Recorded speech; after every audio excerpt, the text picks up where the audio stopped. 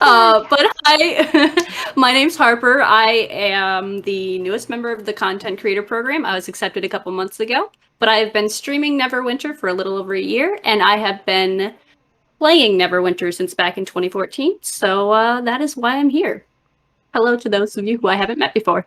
And what class do you main? Cleric, heal cleric Ooh, forever. ooh, a healer. You are a masochist. Uh, all right, Silver. Who are you? Yes, me. I'm Silver. I have been playing Neverwinter since technically 2014, but officially since 2017, I guess. I've been part of the content creator program for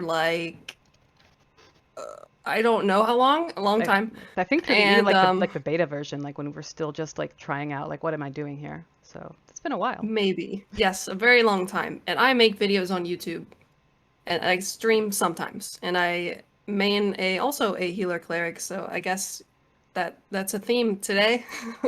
You people, really? Where's my DPS at? Did I Right miss here. anything? Am I supposed to say anything else? Not right now. Afterwards, we'll Okay. interrogate you. Uh, Okay. and finally, I am Nitocris, or Julia, the community manager for Neverwinter. Um, and really happy to be here. And seeing a lot of chat, but as always, chat goes by fast. But I wanted to kind of go over real quick, like why are we here today? Why are we doing a stream? And it's the first time we've ever done an early access retrospective stream. I've been wanting to do one for a while, just because we've been doing closed betas, early accesses since I think M16 is when we started doing them with more cadence. And they've all been unique in their own way. And some of them have been more positive than others. Some of them have been more useful than others. I think once Lassor took ownership of the organization aspect of it, the quality went up much more. So Aw. yeah, no, it did. You actually wrangle things well. But I had hoped to get a larger panel of people. We had a number of people participating in the M21 early access, but I know my limitations. I also have my kid at home for summer break, and having to wrangle my kid and more than 3 guests would have been rough for everybody. So for those of you who are watching who were part of the early access, this was not meant to be of any slight. I just, I wanted to keep it smaller so that we could actually get through conversations. But hopefully, if this works out, we can try more panel streams in the future. Because I do like hanging out with people. We do have some giveaways today. I'm going to be giving away Rainbow Starry Panther mount because it is, I love that mount and it's also June. And then the one we haven't given out in a while is the miniature giant space hamster item. It's a little buff item, and it's super cute because when you take it out, you kind of like pet a little hamster. So we'll be giving those out. And then I did have a quick announcement before we start, an update on an issue with which some of you have been noticing, and that is the garden key. You have all been locked out of the garden. If you had the garden key, if you had garden access in Protector's Enclave, you don't have access now. What happened? We tried to fix it. The fix apparently did not take because apparently there were some quirks in the background. And the latest update is that we think we've identified what went wrong, and we hope to have the fix out next week before it affects Jubilee, which starts next week as well. So that's my quick kind of spiel. Let's check in on chat. Oh, who is the guy in the top right, and what did he do with Lassor? Well, I It don't just know. looked different. It's the quarantine like style that we've all adopted. I think like I mean, I live in the woods. I figured I should look appropriate for where I'm located. And we all are envious of Terramac's hair. Terramac has long, beautiful hair, so I'm just gonna try to get to that point at some. But then there's our lore master Randy. His beard is epic wizard beard. So, uh, so as always, we're probably gonna get a lot of questions about in the game, especially since we have M21 on preview. I will likely not be addressing most of those questions. If Lassor sees some things he wants to pounce on, please be my guest. If Rachel and Harper notice something that, hey, they want to have some input on, please go ahead and jump on it. But for the most part, I want to keep myself, I'll be focused on early access. So I've been talking a lot. So I'm going to let Lynch talk a little bit about like the background of early access. Like how do you see early access? Like what is it to you?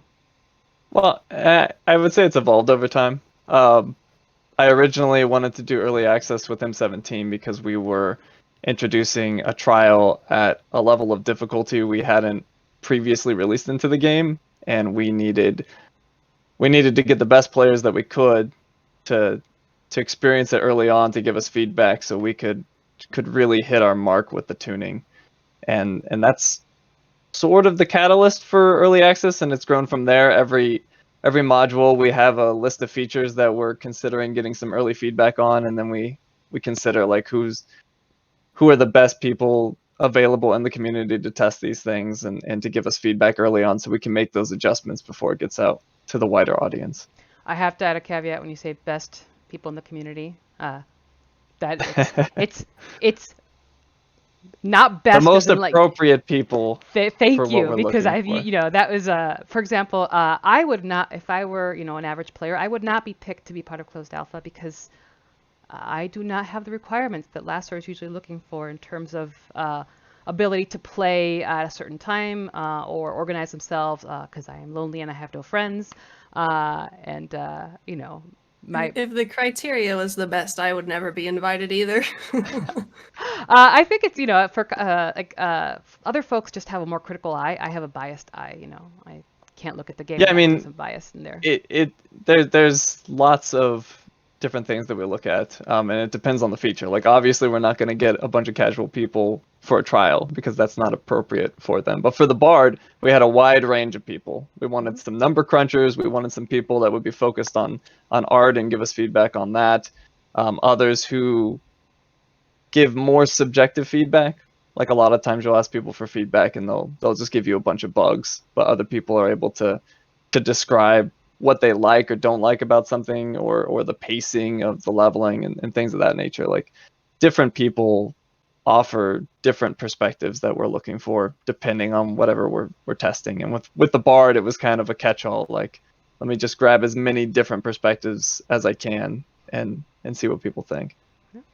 Harper, I believe this was your second closed alpha. Yep. What were your initial thoughts? Because I think this one was also a bit different. The last one was focused on a dungeon. Yeah, it was Vault of Stars. Yeah. The first one, a lot of it was focused on the dungeon, and that was pretty cool from an early access standpoint because there was a lot of interfacing between us and the designers. We would literally sit in a voice chat together, and they would listen to us go through the dungeon and solve it out, and we could do feedback.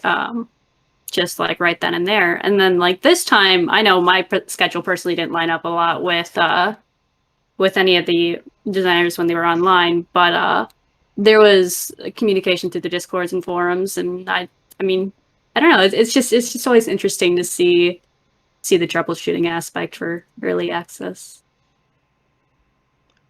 Cool. Sorry. No, it's cool. I'm also, if I don't respond right away, it's because I'm watching chat as well. But Silver, I think you've done several now. Yes, I've been part of almost every one since the mod 16 one. 16, 17, 18, technically 19, but only for like the last week, and then 20 and 21 I've been a part of as well. So I've seen the entire program like evolve and change quite a lot over that time, and that's been pretty cool to see. Yeah, so all those supposed dollar bucks that we spend on bribing you to say good things about us are paying off, right? Yeah, I'm just, my bank account is overflowing right now. I don't know what to do with all this money. Yeah, I mean, the game industry pays so well that we have enough money to, pay other people. No, we don't. These are all, I do want to reiterate that all the content creators and all the people in Closed Alpha are not paid. They're doing it out of the kindness of their own heart or for other, reasons. I don't question that. But no, we're not paying folks. So I know there's some, comments floating around sometimes. But no, this is something that truly comes from them, and we really appreciate it.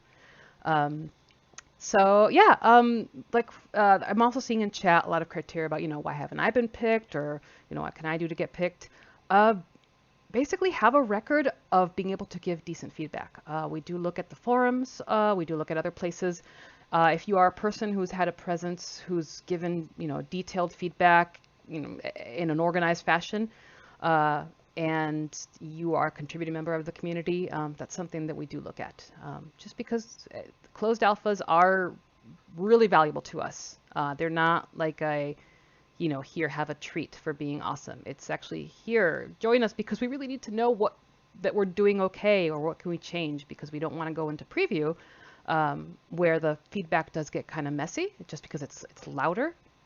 So this allows us to look at a more refined way. So yeah, I think it's important to note that early access is testing, like much more than that is the case in previews. So like in closed alpha, there's a lot of stuff that'll be broken, and at times it can be frustrating. Like we'll be testing a dungeon and we'll try something, and it's like, oh, maybe we'll make it a little bit harder, and then we make it way too hard, and then everyone's getting crushed all night long, and we're just trying to get whatever valuable information we can out of that until we get a new build out.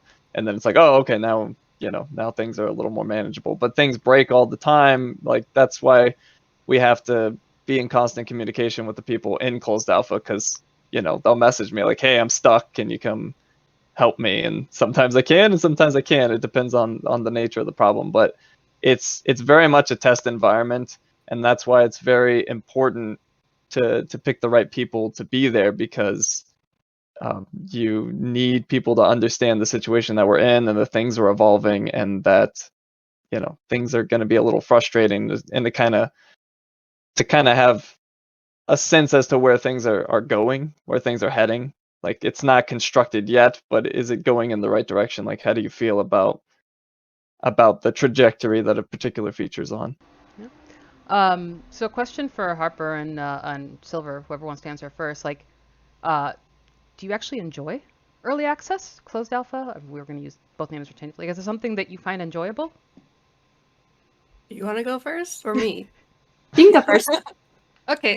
Yes, actually, I do enjoy it a lot. And a lot of the time in early access, I actually don't really play on live at all. I play on early access almost exclusively because I use it as a learning experience. And it's just, plus, I've always been interested in game design and development in general. So I always find it really interesting to kind of see the process a little bit of how things are created.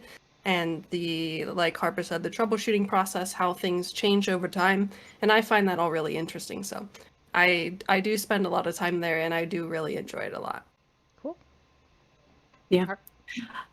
So I mean, I've only been part of 2 so far, but I've also really enjoyed it. I more enjoy it for not necessarily. I mean, it is really cool to see a lot of the new stuff, but also to like be able to figure out, okay, hey, this is maybe some aspects of the game that people aren't looking at. A lot of people can get focused in on stats and like equipment and different stuff, and I look more at like overarching stuff, like storylines and how things flow and progress. So yeah, that's I have fun. I have fun looking for discontinuities in those areas. Cool.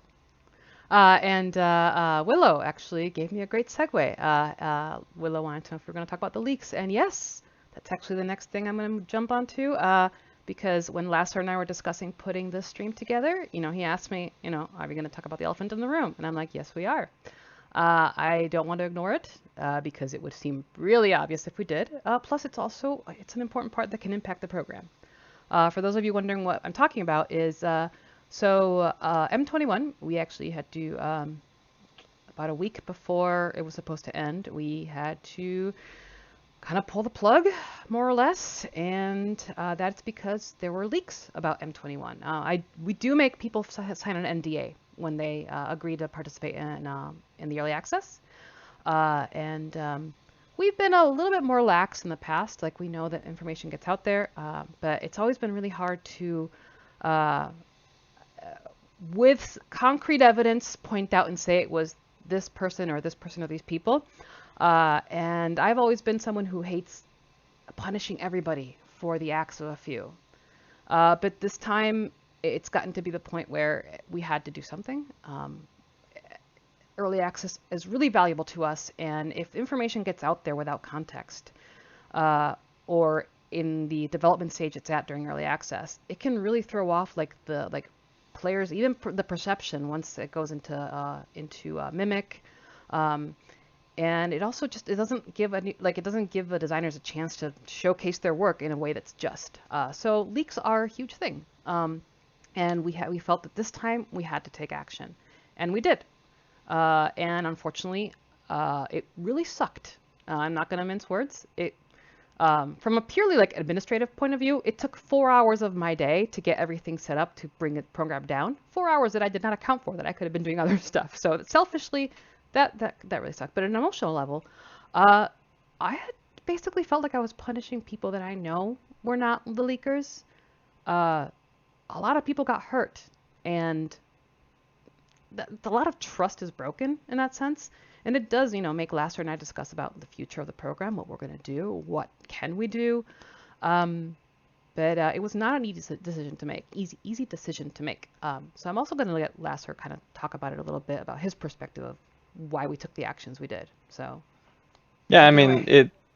it's simply that we need to be able to keep some information a secret until it's ready to be shared, both from a marketing perspective and from a development perspective. We don't want misinformation to get out and cause confusion among the player base. Like, if you want an example, during Vault of Stars development, our bosses changed dramatically because the feedback we were getting caused us to make all sorts of pivots. And I think Silver can attest to this. The bosses that are live now, or at least boss 1, is vastly different than what she experienced when she first entered early access. Yes. Because we in that particular case, I developed that boss, and when I got my first round of feedback, it was not good.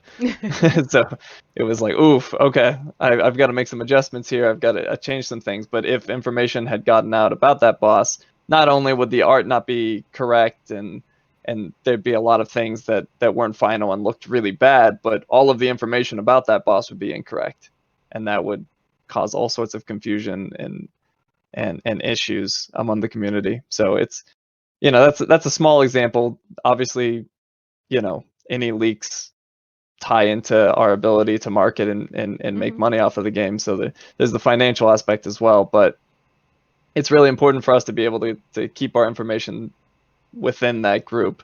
And the unfortunate thing about leaks is it has us cast doubt on everyone who's in the program, because we don't, as Julia said, we don't have a great way of, like, we'll have suspicions, Yeah. and maybe those suspicions are correct, or maybe they're not. But it's hard to say exactly who did it. So then that makes it more difficult for me to expand the program and get more people in, because that was a large piece of feedback in the early accesses, was that it's a very select group of people, and it feels like they're getting special treatment, which is true to an extent, because they're people that we trust to keep information safe. But we were trying to expand that and get more people involved and bring in different perspectives. And when we get leaks, then we have to pull back. Yep. and we have to shrink the group and make sure that we're comfortable with the people that we have in the group, and that our information is safe, and then we can try to expand it from there. But having to shut down the M21 early access really limits our ability to expand the program, and it also limited our testing. Like, we had planned to do a bunch of group testing for the Bard at the end of early access leading into preview, and we simply didn't get to do that. So now we're going to have to rely on preview instead, which sets us a few weeks back. But we are still getting pretty good feedback from preview. Yeah, so it's there's still some people who were part of the early access who got impacted, and yeah, it's perfectly fine to feel angry, upset. I definitely felt those emotions. But I also want to get the perspective of those that were impacted, like, Harper and Silver. Like, I mean, I know that I wrote the emails that went out, and I know that my emails were kind of harsh, at least to me, sounding, but felt we had to do that. So I don't know, as a recipient, when you read that, like, if you want to talk about, kind of like what your thoughts were about having to take those actions. So just give us your opinions. I was pretty upset Go ahead. when I read the email because I was at work at the time, and I'm like, oh, an email. I have it set so notifications from Neverwinter related emails like make noise where other ones are silent, so it's more high priority things. So I got the email and I read it, and I'm like, really? Like, I knew there had been leaks in all the previous early accesses. I know some other people in chat are mentioning that. But this time it was kind of more of a big deal, and I understood the reason that it had to happen, but it was still really disappointing that it had to reach that point. Because, as Lassor said, it kind of allows us to have a preview to the preview, and we kind of can catch some of the more glaring issues before they're seen by the public eye and kind of eliminate a little bit of that freaking out stage. Not all of it, of course, but a little bit of it. And then the early termination of the program just meant that they ended up missing out on additional early feedback, which sucks not only for them, but also for us, because then they don't get to make possible changes that could have maybe happened before preview, that things might have been fixed before it got to that point. Also, one more thing, this might be a little bit savage, but I'm a content creator, as you know, it says so right there, but that means that whenever I'm playing this game, part of me is always looking for content to create. So I'm kind of always looking for things that I can share with people. But there's always certain situations where sharing things is going to be more detrimental than it is beneficial. And then leaking from early access is one of those situations. But I mean, seeing as I'm a content creator and I'm built to share things, you might think that it might be a little bit difficult for me to not share things, but I didn't find it challenging at all to not say anything. So, yeah. Yeah, I think you actually touched on a good point. One of the reasons we like bringing in content creators to the early access program is because they can sort of build up that knowledge base in preparation for the release to preview, and then have sort of like an information dump to the community to help everyone understand what's coming and you know, the pros and cons, at least from their perspective on the changes that we're making. Harper? Yeah, I was super disappointed that it ended early. I was working night shift actually for a while for work, and finally, when I was rolling off night shift, I look at my email, and lo and behold, it was canceled. So I didn't get to do as much testing as I wanted to on this last early testing, but I was able to do a little, and I do appreciate that. But I also understand, and I understand the reasons why it needed to be shut down, because, I mean, leaks like that can be very detrimental to the game. I mean, it's no fun to see what you're getting for Christmas before Christmas. Yeah. By the way, apologies. The jackhammering has started again. They went quiet, but now it's back. So they're doing construction nearby. So I apologize for that. I'll thank you for everyone's perspective. I am going to take a break to do some giveaways, and also because I mean, there's a lot of questions about what we're going to talk about in terms of like Bard and other M21 stuff. I have a number of things planned out for M21 folks, focused on Bard, leveling, actually just next week. We're planning an AMA on Reddit for the leveling, like kind of leveling experience. So more details will be shared. So not ignoring it, it's just happening, and you know, when it's planned out. All right, so let's do a quick giveaway. Let's do those Panthers. Come on, Moobot. And I want to give away some Panthers and hamsters. All right. Okay, giveaways. Are you on your stream? I am on my stream, sweetie. Okay. Yes. Oh, she's come to still the show. Yes, she has. Hi, sweetie. Hi. Okay, I've got to set up the giveaway. All right. And let's just make it. Show her it. What are you gonna show me? What are you gonna show? This you all. No. Oh, what is? Oh, my kid has something she wants to apparently show.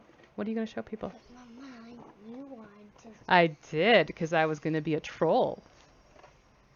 You're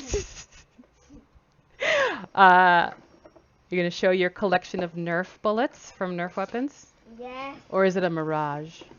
This. All right, yes. Nerf bullets, people. Not a mirage. Nerf bullets. Anyway, Okay, belly flop. I need to go back to the stream, okay, honey? Okay, belly flop. Okay, I'm gonna give What a. you say is what you are. What I say is what I am. I'm gonna go give away some stuff to people. I'm sorry, folks. You're bringing up nerfs in a stream. That's a dangerous proposition. I am. All right. So if you want a chance to win a Rainbow Starry Panther, please type in the word alpha, ALPHA, alpha.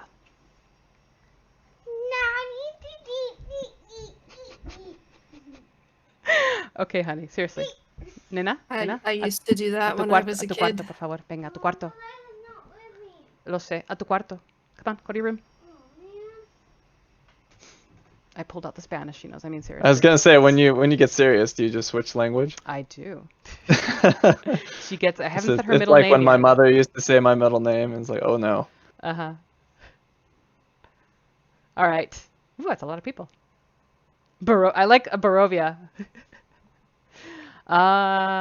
Still more entries, so I'm going to give people a few more seconds, and then start drawing winners.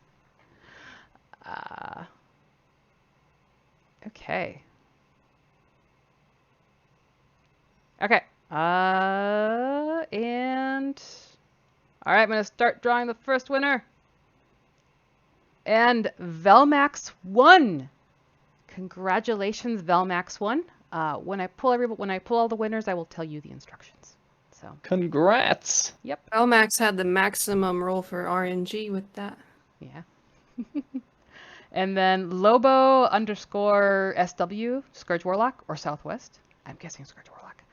Congratulations, Lobo. And John the Scotsman. John, I think you actually might have the Rainbow Starry Panther, but still email me and let me know. And I'm going to do one more. Zafriziel, I think. I apologize if I'm butchering your name. So Zafriziel, John the Scotsman, Lobo, and Velmax. Go ahead and email community@crypticstudios.com. Let me know what platform you are on, and I will get you a Rainbow Starry Panther mount. And John, if you already have that mount, let me know, and I will see what else I can pull out of my goodie bag. But now, let's get back to the early access stream. All right. So, all right. We talked a little about that. What? It's definitely not a giveaway code. Are you doing a giveaway? It's during No. like right after another giveaway. This is very meta right here. She's hijacking your stream there, John. Oh, please go ahead. I have a child who's trying to hijack the stream as well. Backwards, have fun. 3 more seconds. Oh my goodness. Okay, I need to start talking quick.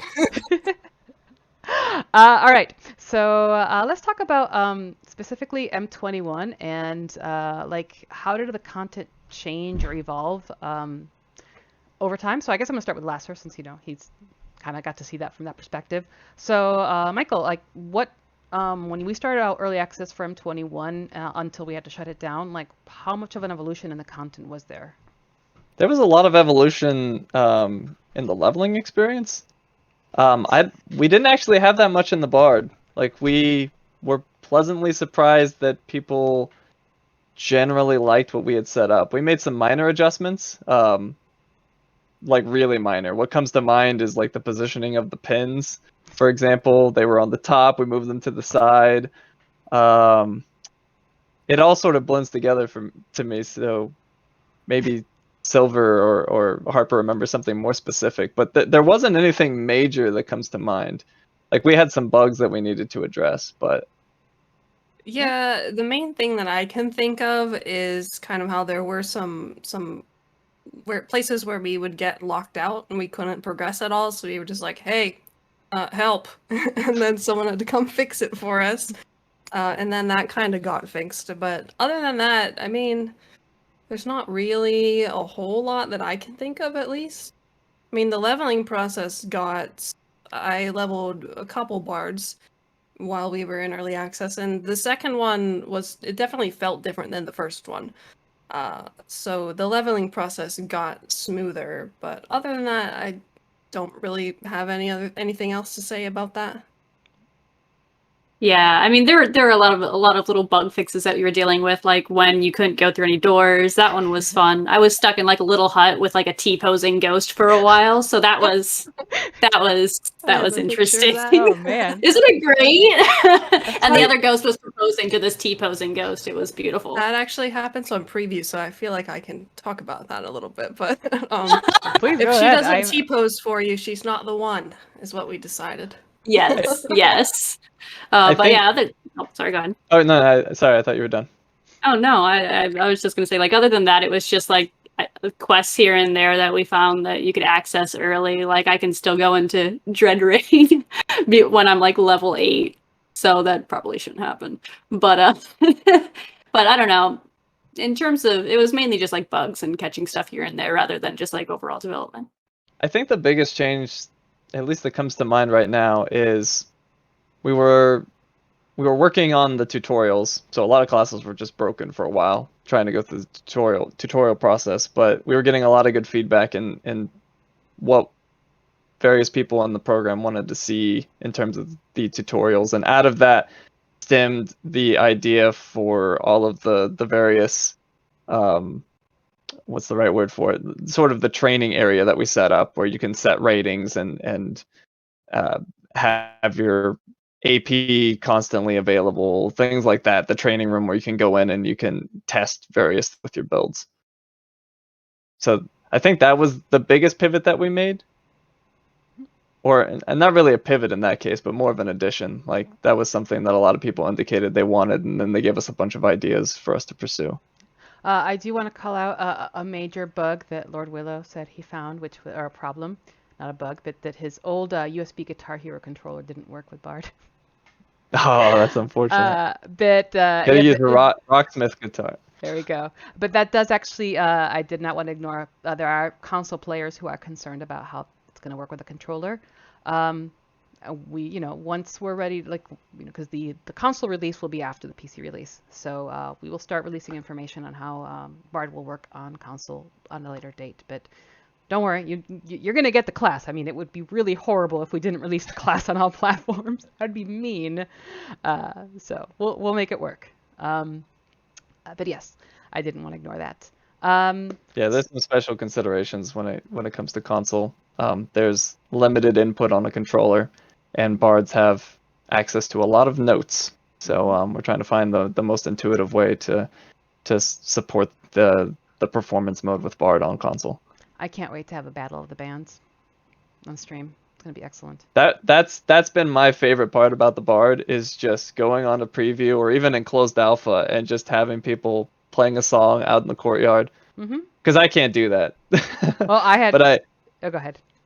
but like I would catch Reiner all the time playing something like from Legend of Zelda or something like that. It was great.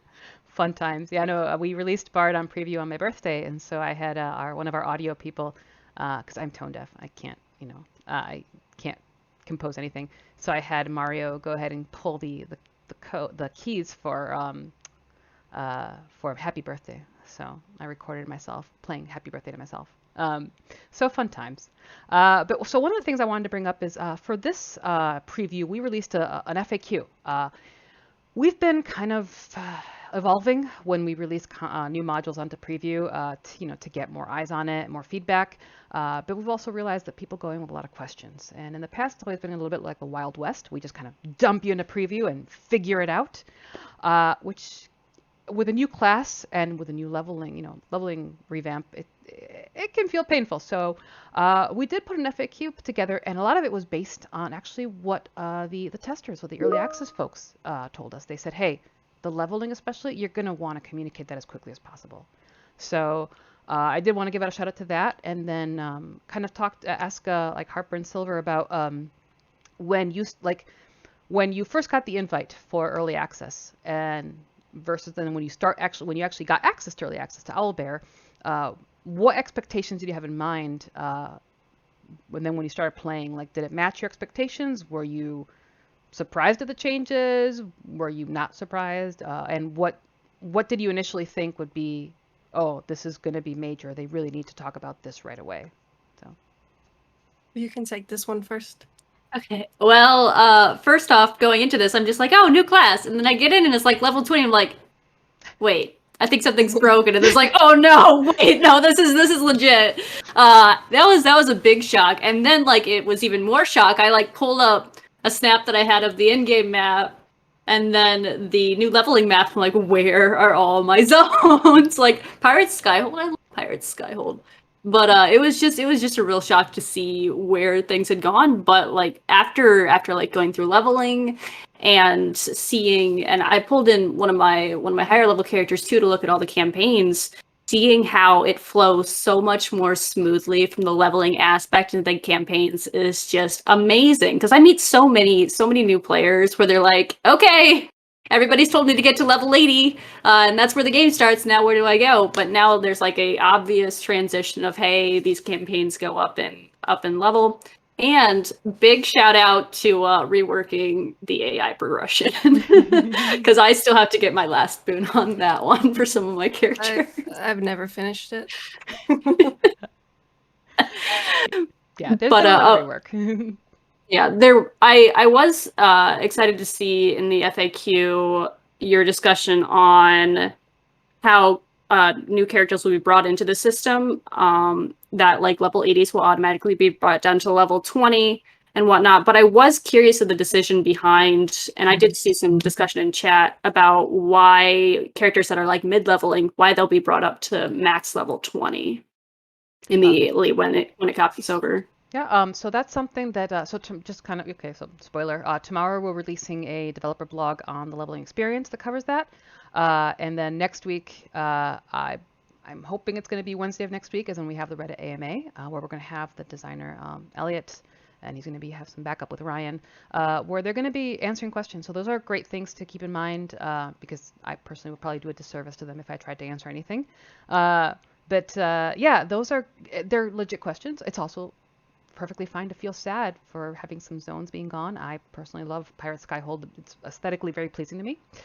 So these are all great questions that, yes, hopefully next week Elliot and Ryan can help answer. Unless Lassor wants to weigh in or something. I don't know. I don't know if I have too much to add, but I think I think the best thing I can say is I understand. You know, we're not a monolith on the development team. Like we don't all agree on every decision, but you know, we're a team, so we have to move forward with things. I understand that, you know, you all play in this virtual world that we've created, and when we remove things from that world, it feels like it feels like we're disrupting what you believe is this virtual world, and you have experiences and memories in those places, and that's a big deal. Yeah, it's okay to feel grief for a video game. It's still part of your world, so we don't ever want to discredit that. But we still have to make tough decisions that might hurt. But yeah. So yeah, I'm not in a position where I can say what is going to happen with those zones in the future, not because I'm trying to be secretive. Like those are discussions on the content team and how they want to move forward. If those, I know they've talked about potentially bringing those back as epic adventures at some point. And you know, there's lots of differing opinions among the community about what is considered good content, what looks good, what's visually appealing, what has a good content flow, things of that nature. So I guess the best thing I could say is that we're listening to feedback, and you know, the future of that content could rest on that feedback. Did things, okay, for some reason things froze for me for a second. I'm like, oh, did it freeze for everybody else? All right, Silver, do you want to talk about a little bit about your expectations? Well, I have a lot of experience with early access now, so I can't really say that anything was super jarring to me, especially after the mod 16 early access. That kind of got that out of the way. But for this one, I mean, sorry? No, I was saying that was, you know, that was pretty epic. Yeah.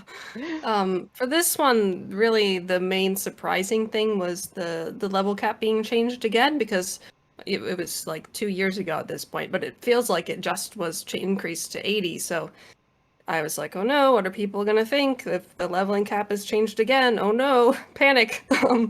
But apart from that, I don't really think there was anything that was really too far outside of my expectations. I mean, from inside the program perspective, I will say that one thing that was nice was that I was expecting to, I guess, not have too much voice chat interaction with the team. I was expecting it to be mostly forums, and then if we ever got to do any group content, it would be just like Lassor and maybe one other who are to observe, because that's how it had been in the past. But this time, the very first day that Albert opens, I joined the voice chat, and then like 6 devs joined, and they all seemed pretty comfortable, and I was really surprised, and I thought that was a really nice experience. It's always nice to talk to them and see what they think about certain things. So that's about it. The That's part you my don't see is when expectations. they message me right before they're in there and like, okay, how do I get access on Discord? Okay, what am I allowed to say? Okay, like, you know, they're all like checking with me to make sure they can do this. So you don't see that part. So I'm glad that when they actually get in there, they seem calm and collected, more or less. Yeah, I mean, I think it's important to note, you know, a lot of people come to, uh, let's just say, crazy conclusions in regards to like our team size and things of that nature. Most, or I shouldn't say most, but you know, a lot of people that get into game development aren't extroverts, so they're not typically willing to put themselves out there for, you know, the general population to access them. So, you know, in the past, it's usually just been me talking to the people in the closed alpha, and you know, we've slowly been breaking down barriers and getting people a little more comfortable with talking with some of the people that are participating in the program, and you know, that's an evolution I've seen on our team since I arrived. I've been on the team since basically the middle of M14, and at that point, I think Julia was the only person talking to the community. Well, attempting And to. We all know we all know my history with streams. so, yeah, I mean, once I'd been on the team for a while, I started to, you know, slowly reach out, because you don't want to be the new guy that doesn't know anything, and then your ignorance is on display when you talk to players and you have no idea what they're talking about. So, you know, I needed about 6 months to a year to sort of ramp up and have a solid understanding of the game before I was comfortable to reach out and start talking to people. But we do have a lot of shy folks, and that's why I try my best to accommodate the different needs people have. Like I don't make anybody be on camera if they don't want to. We do AMAs if they don't feel comfortable speaking. So that's, you know, we do try to get communication out there. It's just that we're all different, but yeah, we are a lot of us are introverts. So let's see, we have about 10 minutes left, so I'm going to do one more quick giveaway, and then I'm going to give Harper and Silver a chance to just kind of talk about the content they create, because we do have to wrap up exactly at 3:30, because otherwise Ambassador Kale will be very upset with me since he has a stream this afternoon. So let me just do a quick giveaway, and we're going to do hamsters this time, because everyone loves hamsters. All right, so let's just make it easy and do Boo, B-O-O. This hamster is totally not Boo, but we're going to call it Boo. So if you want a chance to win the little miniature giant space hamster item, buff item, type in Boo, B-O-O, in the chat. Everyone in the chat is scaring me. They're all saying boo. Oh, I think one of my favorite streams for giveaways was the chicken one, where I got to, you know, have people type in a lot of chicken noises on chat. The power is overwhelming. So, all right. Man, a lot of people want this item. Okay. Boo is the best part of Neverwinter. Yes, Minsk and Boo is the best part of everything in life. They are relationship goals. Or friendship goals, I guess. All right, I'm gonna draw a winner. DJ of photography. Yes, DJ of photography. Congratulations. I'm gonna draw 2 more, and then I will give instructions. The Too Fast for You. That must be the next Fast and the Furious movie. The Too Fast for You. Congratulations. And I think you've won also in the past, but XOXO_Celine. congratulations to the 3 of you. You've won a miniature giant space hamster buff item. Send me an email to community@crypticstudios.com to let me know what platform you are on so I can get you your code. Big congratulations. And now, to wrap up, I would like to give my wonderful guests a chance to kind of talk about a little bit of the content they create and maybe talk about what you look forward to content creation-wise in terms of M21. So I'll start with Harper. Go ahead. Okay. Well, I mainly just stream, and I usually stream on the weekends. But I have released a couple videos here and there. I had like a Sharandar video. I had a year review video. I'll probably do that again. But I mean, a lot of what I focus on is I'll if players reach out to me in streams, I'll help them out and help them with leveling. And I'm working up on writing some of my own guides, so hopefully they'll come out here in the future. We'll see if work lets me. But yeah, I'm butting into the creator aspect, I guess you could say. Well, I mean, to me, a streamer is still a content creator because you're just creating content live, and you know each person has their own little flair of what they like to do. But thanks, Silver. What do you do? I didn't prepare for this at all. Nothing new. I don't really prepare. I do. Not that I but sent not out an this agenda or presentation. anything of like, this is what we're going to talk about. You're right, but I didn't interpret it this way. But that's fine because I make videos. I think a lot of you know that. But what I like to do is, at least in terms, since we're talking about early access, I'll talk about how I approach early access from my perspective as a content creator. And basically what I'm doing is I try to break down all the changes into their own topics, things that I can make videos about, and then I try to pick a primary topic because that's the one that I'll want to do first. And then I'll learn as much as I possibly can about that topic. In this case, it would be Bard, of course, because that's the main hit news of this mod. And then I make a lot of notes just at the last minute, always. And at least as far as feedback goes, it's something you may not think about is that writing feedback and bug reports and stuff actually helps me a lot with making videos because it prepares me about the topic to discuss the topic. I'm more familiar with it and I have to give as much detail as I can for those posts anyways, and that makes me more comfortable with it, and then it flows so much easier when I'm recording the video and less editing, and it makes my life easier. But anyways, I make videos about Neverwinter. Cool. I generally make guides about general stuff and then sometimes healing related stuff. I cover news of the game, and then every now and then I do a video that's like completely stupid. Like one time I beat a dungeon playing the game upside down a few weeks ago, and a lot of people didn't like that video because they couldn't watch it because it made them sick to see the game upside down. They could just turn their monitor upside down, you know? Yes. But yeah, that's what I do, and then every now and then I stream on Twitch or YouTube or both, and that's it. Cool. So that's me. No, it's awesome to have you both here. Both of you bring something to the community, which is fantastic. Less pressure on me, nobody cares about what producers do, right, Lassor? Nah. Yeah. We produce things. No, it's been actually. Any last words, Lassor? I will let you speak, I suppose. Do you want to say anything else? About Yeah, I do want to. Future, but about early I do access. want to answer one question, and just make a general statement about the questions. But somebody asked, like, how long is it going to be till bards are nerfed? One thing to is that you guys will almost certainly find something that is really effective over time. And if it turns out that that's imbalanced, then we'll look at that.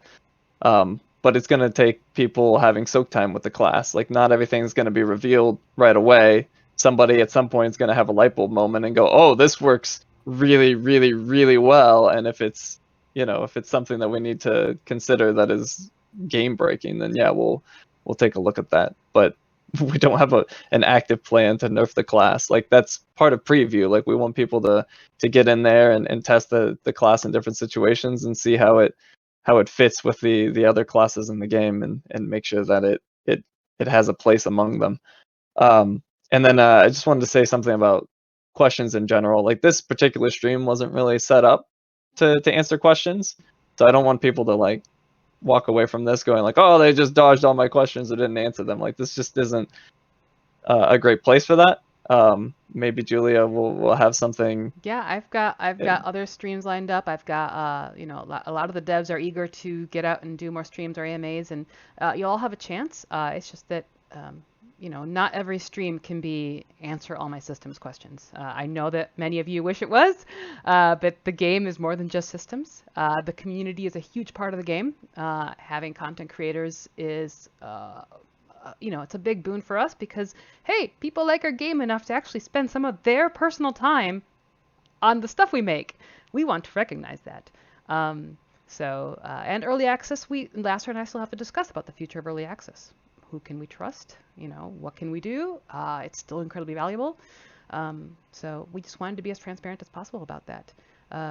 But you know, thanks, Lassor, for bringing up the questions. Because yeah, I know people often feel ignored by me, and that is not our intention. Just each stream has their own theme. Yeah. But One thing I wanted to work in if we have enough time. sure, you have 2 minutes. All right, that's funny. Every once in a while, I get questions or people, you know, complaining about the difficulty of something, and they'll give the retort like, "Oh, I want to see a video of, you know, an internal team of developers running this content. Like, oh, let's see 10 people do Masters REL, for example." It's like nobody wants to see that because we'd get destroyed. We don't make the content for us because we don't play the game to the extent that our hardcore players do.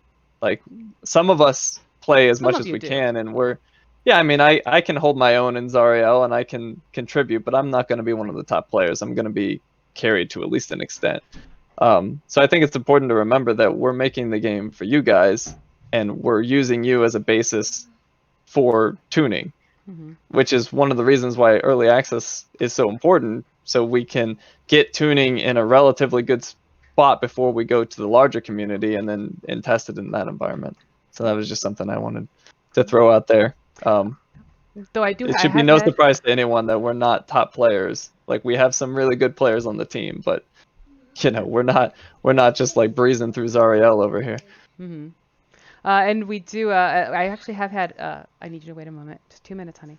I have had a couple developers ask me if they can start streaming the game when M21 goes live. So I know there are people on the dev team who have been talking to me about that. So you might see more of that happening. But all right, we are out of time. We're almost out of time, and I don't want Kale to be upset at me. I need to be on his good side. And I did want to once again say thank you to everybody for tuning in.